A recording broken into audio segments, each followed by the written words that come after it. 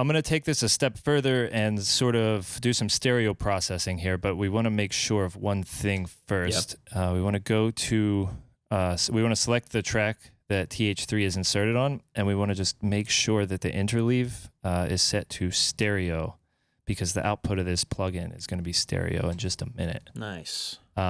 Cool. So we have this switch here, mono or stereo. Obviously, we're going to want it stereo for... what we're going to do is have each amp on its own side. Wow. All we have to do is we've got our guitar signal. It's split into 2 amps, and they're individually running into the top and bottom of this mixer. Yeah. The pan knob here is going to go all the way left, and the pan knob here is going to go all the way right.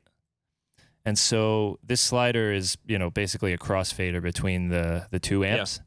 So if I've done this right, I'm going to have just signal coming out of the right side. And if I move it all the way up here, just the left. Yep. So what we're hearing is just this amp and just this amp split across each side. We put it right in the middle. We should have a pretty nice wide stereo sound.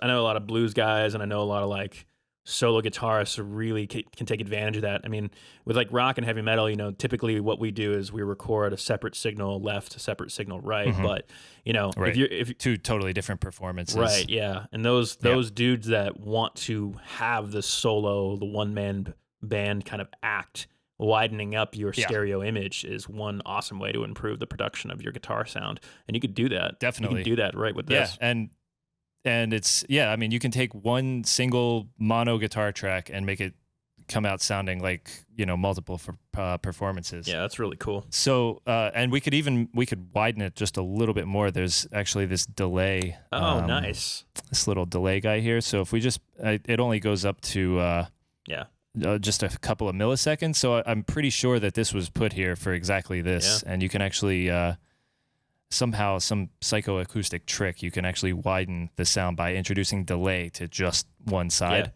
Yeah, so it's called it's called the Haas effect, if I'm not mistaken. Effect. Essentially, what you're doing is you're delaying the left and right side in milliseconds to produce a wider stereo image. What's cool about the human ear is that we can really only hear up to a difference of 15 milliseconds, or sorry, down to a difference of 15 milliseconds.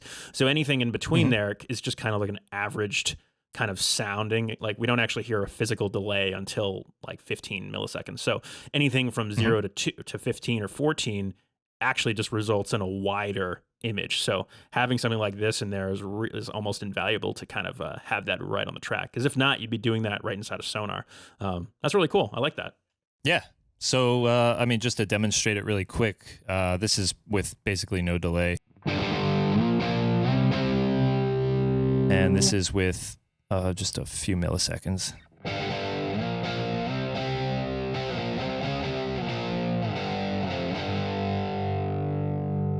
Yeah. Nice.